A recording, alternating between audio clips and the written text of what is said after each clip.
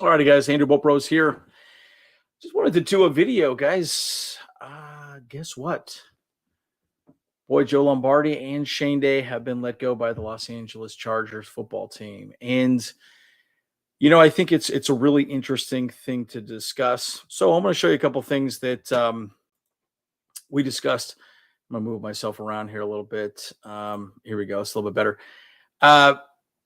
Bottom line, we did a lot of videos on this, right? And this is right around the bye week where we talked about, Joe Lombardi. I mean, this is one of the videos that got a ton of views on, and I'm going to put the link in the description of all these below. But you should go back and see what we said.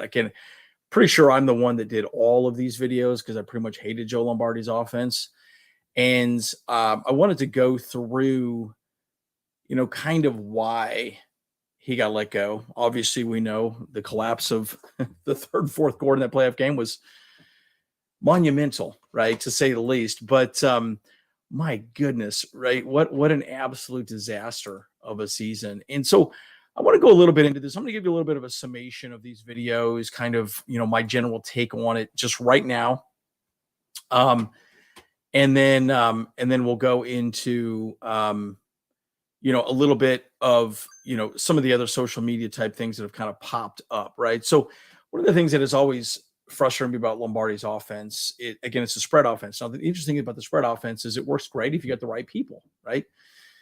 So when I played fantasy football, and I do play fantasy football every year, Drew Brees was a great quarterback, right? Because he distributed the ball, right? The whole point of the spread offense is to spread the field and get the ball to whoever's open. Try and get singled, right? Keenan Allen talked about that all the time. The whole point is to get singled. There's no way that defense can cover everybody or double cover everybody, period. Can't do it. The problem with Lombardi specifically is, and the problem with that is when Allen and Williams went down, he did not adjust the offense. That was my biggest argument. When I go back to those videos and you rewatch them, it's a big part of what I talk about is that how he did a horrible job of trying to scheme people open, do anything different. Again, look at the third quarter, right? You see what defense they're running. You say, great, let's switch things up and let's try something different. Well, bottom line, he didn't. He made no adjustments, no changes. He just kept doing the same thing over and over again, running the same plays out of the same formation over and over again. That is not a winning type of mentality in the NFL. So it gets really frustrating when you sit back and just think about him as a general, offensive head coach. Now, we think a lot about, why did Shane Day get let go?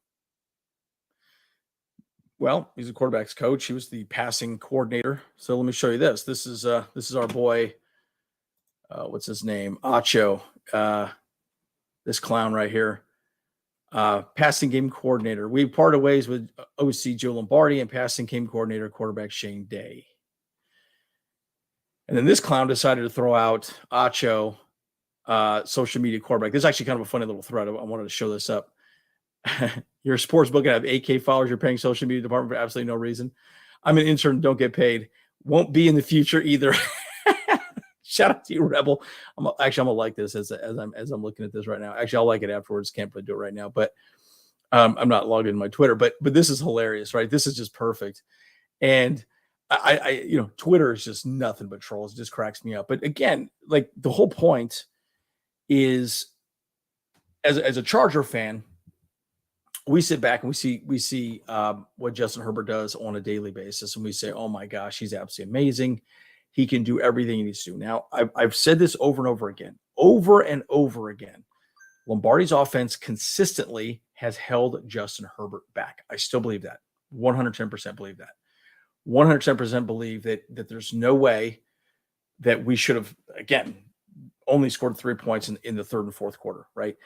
I can't remember exactly the straight, but we're going to have these numbers for you on our live feed probably on Friday. And by the way, just so you guys know, James would be doing this video, but he's actually sick. So if you get a moment, ping him, and I'm sure he'll definitely appreciate the kind words. But he's definitely not feeling too well. So hopefully he'll be good for Friday, so we can go live. But again, you ask yourself this question: is this a Herbert problem or is this a coaching problem? So I want to talk a lot about that, right? This is really the crux of the issue. And again, going back to our Bolt Bros podcast, these right here, when we basically said at the bye week, we should have let Lombardi go and elevate Shane Day. Now, the reason why we thought that was why not let Shane Day try a different form of offense? Because again, he came from the Niners, understands the Niners systems, and I truly believe calling offensive plays, it's like chess. It really is. It's not just, oh, let's just run this play. It's first down. We're just going to do a halfback dive right. We're going to do a halfback dive left, right? You're sort of making moves to set up other moves, right? Lombardi was horrible at that. Absolutely horrible at that. In fact, he was about as predictable as anything I've ever seen, right? And that's the frustrating part about Joe Lombardi, right? And again, that was my biggest criticism against him and just his general play calling was just so uninspired and just very simple, right? Curl routes, nothing interesting. And again, I could go so much deeper into this, but I mean, one of the easiest ones is Josh McDaniels, Tua Tagovailoa, I can never say his last name, Tua, okay, from the Dolphins. There's a play that they ran constantly. And all it was an option read for Tua and the two wide receivers. So you usually have Tyreek Hill or Waddle in motion coming together, okay? So one would come down the back. You could option him. You can hand off the ball to Waddle or to Tyreek, or he could come through, and then as he comes through, basically the wide receivers make a decision. Okay, how am I going to break this zone? That's all they're looking at because they know they're running zone on them. So then they just choose. Okay, well, I'm going to run an out and up, and Waddle can run whatever he thinks is fine. He's going to find a hole in the zone, and Tua was good at recognizing that hole in the zone. And so they were on the same page. If you see this, I want you here. If you see this, I want you here. If you see this, I want you here. That's why pre-snap reads are so important. But again, that's an easy play that doesn't look like the same play over and over again. The problem is with Lombardi, it's the same damn play, right? It's curls, it's outs, it's ups. I mean, we're talking, they were very uninspired play development the entire time.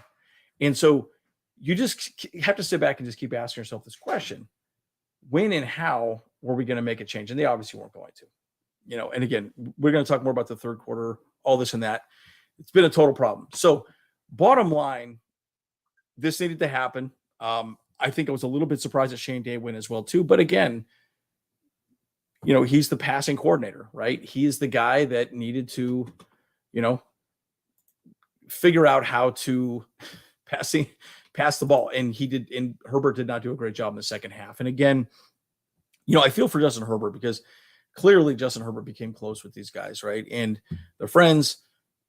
Even if you see his post-game locker room interview just yesterday, he defended the entire staff, right? So it hurts. But again, link in the description below. Check out these videos.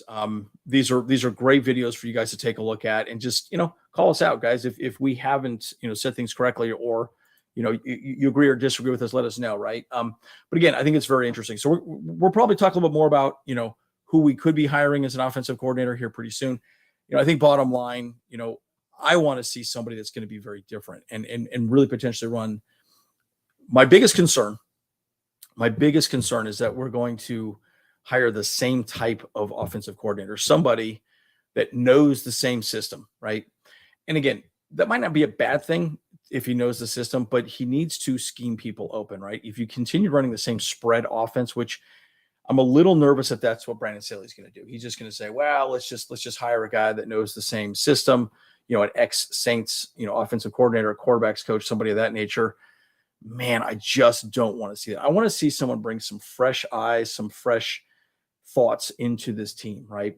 Now, again, I don't want to go too deep in the defense, but you got to wonder if, there's something announced today. And again, I'm filming this at 10:30 Mountain Standard Time right now.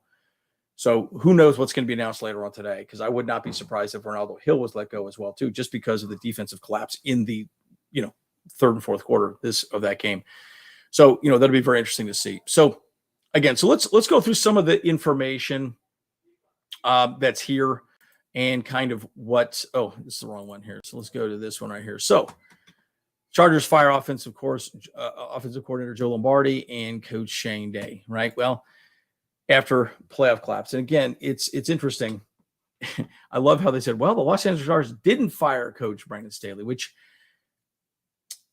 guys, there's a lot to be said about that, right? And again, I want to talk a little bit about Brandon Staley right now. I want to switch the conversation a little bit from Shane Day and Lombardi to Brandon Staley.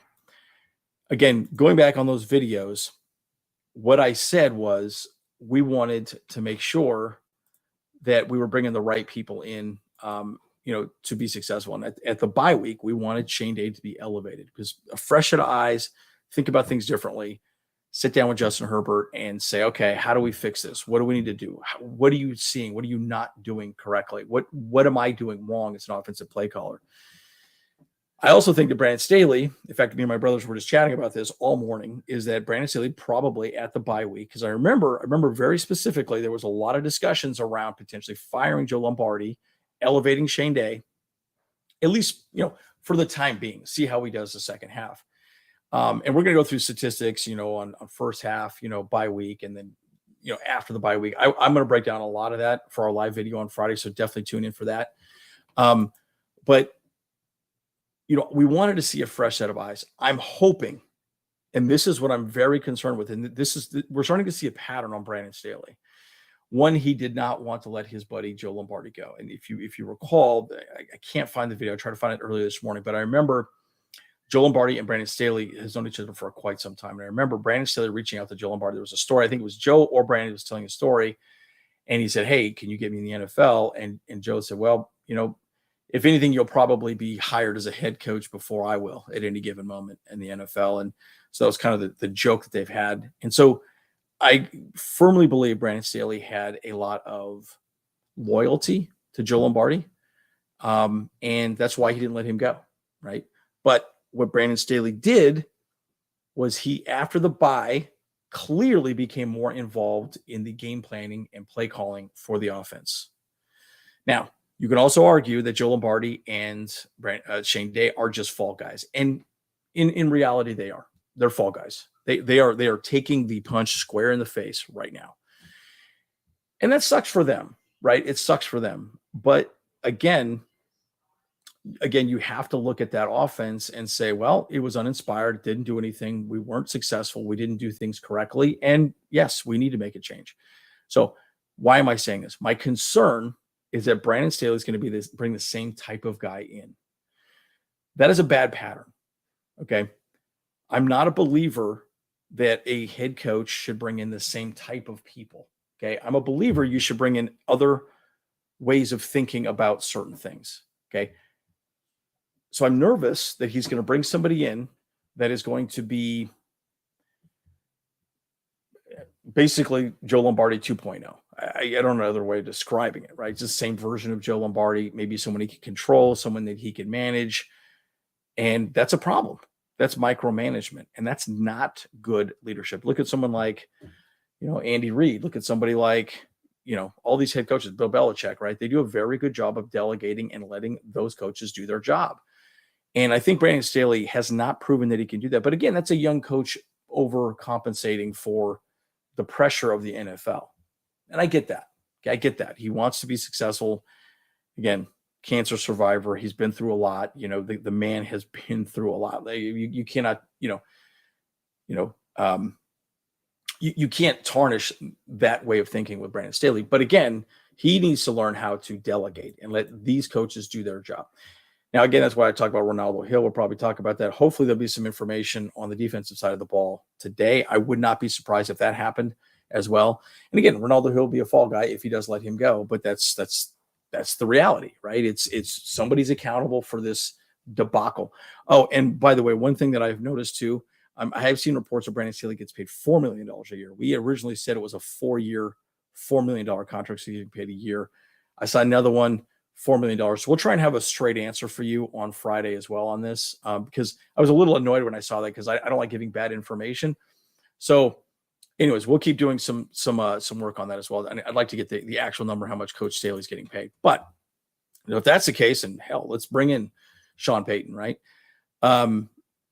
At any rate, that's not gonna. It looks like it's not gonna happen. Okay, so they did move two key members of the offense. Right, again, complete debacle the second half, and look, there's a lot to be said about all of that. Again, this is the most likely outcome, and you know, again, Joe Lombardi is not an offensive coordinator, man. He's uninspired. He hasn't done anything to improve that offense in any way, shape, and form. The NFL is definitely a place where you need to prove yourself. You need to show that you can elevate that team's success, and he did not do it. So, anyways, rib injuries. We'll talk a little bit about that. Many might be surprised he was not fired. Staley was not fired along with his staff. And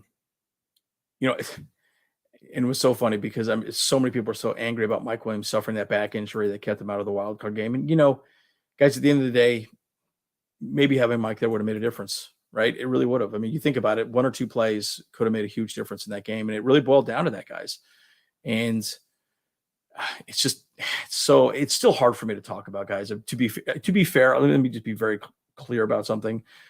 I know James has been pretty frustrated. He wants to do videos, but it's tough to do videos like this when you put so much effort into it. And you see mistakes with your team, your coaching staff, and you're just like, oh, you're making it so much harder. And as a fan, your faith is being tested. And that's where we're at, right? Even as content creators, it's difficult, right? But again, just a complete debacle. Any event, Staley will stick around another season. New offensive coordinator. We're gonna have videos on who that might be. Obviously, there'll be some names that'll be tossed around. So we'll come up with some some ideas for you guys. So and the last one, this one isn't really necessary to show, but it's just another video or another article that you guys can particularly read. This is actually a pretty short video, but this guy's kind of interesting. Watch this video. Actually, I'll just hit play on it. Let's see if it actually plays fairly well for us here. So I don't believe for 1 minute, this is me, that the Spanos family has the stones to do what needs to be done today, and that's fire Brandon Staley. He should have been fired already today for blowing a 27-0 playoff lead. It is absolutely unrecoverable. He will never recover from it. Has Matt Ryan ever recovered from the 25 in the Super Bowl? It got worse. 33 in Indianapolis. This guy Staley, he's finished. He's finished. They should fire him today, get it over with, and give Sean Payton everything, including 5% of the franchise. Give him 5% ownership. 5%. Because this guy Staley is 5%. Bad luck. Believe me, it ain't ever going to get better for him. They will blame him if it rains. They will blame him, not God. They will blame Brandon Staley if it rains ever again in San Diego. Trust me, he is mud there. He's a mudslide. Nobody wants anything to do with him. The fans, and I love these guys. They don't love you. They don't love you. He's finished there. So save yourself all the time and just whack his ass today. What are you waiting for? They should have fired him last night. Okay, so guys, what's your thoughts? Should the Spanos family have fired Brandon Staley? I want to hear your thoughts. What are your thoughts right now? You guys already know what I think. I think Brandon Staley at least deserves one more season. As hard as that is for me to say, but again, where I get frustrated with Brandon Staley is I say to myself, this team has had more talent go through it for years. Guys, last year we had 8 of the top 100 NFL players in the league on our team. 8. We were the number 1 team in the league. Number 1 team. And we lose a lead of 27-0 in the playoffs. Again, that's not just an offensive problem. That's also a defensive problem. So that's why I do think Ronaldo Hill maybe get let go as well too, which is sad because, again, he's another fall guy. And he, quite frankly, I don't think has really done a whole lot with the offense, at least from what I could tell. I don't really feel like he's coming up with some amazing scheme or anything different. And, bottom line, guys, the team needs to perform. And we're not, right? We're not performing. And, you could go back to some key injuries, right? We lost, Jamari Salyer on the left side. Then we lost DeAndre Carter, right? that jet sweep that Mike Bandy ran that was specifically designed for DeAndre Carter. And then again, the list goes on and on of injuries that we had in that game. And they all stacked up to us losing momentum and everything. And again, it falls squarely on Brandon Staley's head. And, I kind of wonder, I asked myself this question over and over again. Is Brandon Staley the next Bill Belichick? Right? What do you guys think? Can he win 6 Super Bowls? Is he the next Bill Belichick? Is he the next guy? Is he the next him? Right? I mean, look at Sean McVay, where he came from. They had a horrible season. Win the Super Bowl and then just absolutely wet the bed the next season. So it's tough, right? Because you could argue both ways that yes, he navigated this team to the playoffs through a ton of injuries. Like, by the way, more injuries than any other team in the league. And yet we get a first round bounce with a team that, quite frankly, we should have beat, right? I mean, I don't think anybody, I've not seen any announcer say that the Jaguars won that game. What I see people saying is that the Jaguars were given that game, or at least that the Chargers, wet the bed, right? And that's a big part of it. So it's really interesting to see, where this is going. Again, Brandon Staley's not going anywhere. I really do believe that they probably should bring in a new defensive coordinator as well. Someone to challenge Brandon Staley. And again, on the offensive side, someone to bring in a fresh new set of eyes for this man right here, Justin Herbert. And, again, it really frustrates me. You have someone like Anacho who says, oh, he's a social media quarterback, yada, yada. This guy is an absolute stud. You know that. I know that. We all know that. And this guy wants to win. And I don't think there's anybody more heartbroken than Justin Herbert, right? Because the thing about Justin Herbert that I've learned from all the videos I've seen is he puts it all on himself. That's what good leaders do, right? I made a bad choice. I did something wrong. But Herbert knows he could have been better in the second half. Herbert knows that he made some mistakes in the second half. I remember that one passing was in the first quarter where he threw the ball. Allen was wide open, literally hit the defensive lineman in the head. I mean, I could go through, there were probably 5 or 6 major plays that if one of them had gone through, the game would have been completely different. And it's just like such an implosion. But again, the good news for us as fans is that this guy's going to come back as hard and as fast as he possibly can, and continue to work as hard and as fast as he can and get better. And guys, at the end of the day, that's what we have to look forward to. And it's tough. It's tough. So, this is what Pellisario said, but Staley felt there were changes needed, and it'll involve an overhaul of the offensive side of the ball. One of the best OC jobs is now open. So I'm very excited to see who that is. Assistant coaches are lining the league for Jez. Look, if you are a guy wanting to be a head coach in the NFL, think about this for a second, guys, just for 2 seconds. Who could you think of another quarterback you would rather have than this guy right here? First of all, he's smart, he's tall, he's got an incredibly accurate arm, and oh my God, like this, there is limitless potential with Justin Herbert. Right? I mean, you think of someone like a Lamar Jackson, no, he's a mess. You think of somebody like, Joe Burrow's great, right? Obviously, Mahomes is great. But you think of a young, talented quarterback that can elevate your career. Oh my gosh, I promise you, we're going to get the best to come work with him. And again, it's as hard as it is for me to say. And again, I'm not a hater. I'm not going to come back and say Lombardi.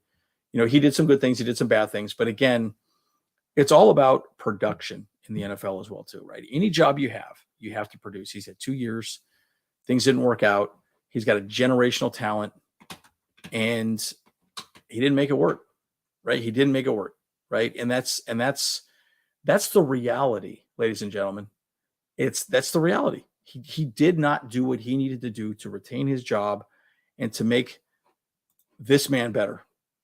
If anything, he regressed, especially the second half of the season. We're going to go through the numbers on this. We're going to talk more about it moving forward. Probably the next couple of videos will be offensive coordinator candidates, so on and so forth, that they're going to be interviewing with. But again, Chargers haven't started their search. I mean, this is the day of, it'd be really interesting to see how it plays out. I mean, so again, guys, what do you think?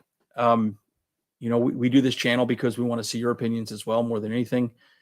our opinion is our opinion, but again, we want to see what your thoughts are. And it's tough, right? I think this needed to happen, but do you also believe that Ronaldo here should be let go, right? I think that might work out. An interesting thought that I had the other day, Ryan Ficken, maybe getting, a look at a head coaching role somewhere else. It'd be really interesting to see if that happens. I would think that Brandon Staley, because you can tell, you have to get approval to hire somebody or interview somebody. So I would not be surprised if Brandon Staley blocked that ability for him to be interviewed for another role for another team, because he was so valuable for us, right? Bringing in Dicker the kicker and everything we had. I mean, good God, just even that one field goal. Guys, my heart rate was well over 120 during that game. I'm not even joking. I literally thought I was having a heart attack. I have not felt the same way since. Literally, I just feel like I've been run over by a truck. But it's tough. But again, guys, at the end of the day, we have Brandon Staley. Okay. Clearly, we're getting a new offensive coordinator. So what does that mean? I will do a full breakdown of people that are potentially looking at. We're going to go live on Friday. Hopefully, we can have some discussions around that. Hopefully, we can talk about, who's on the table, where that sits, where that's not sitting, yada, yada. And we'll go from there. But as always, guys, Andrew Bopros. See you guys in the next one.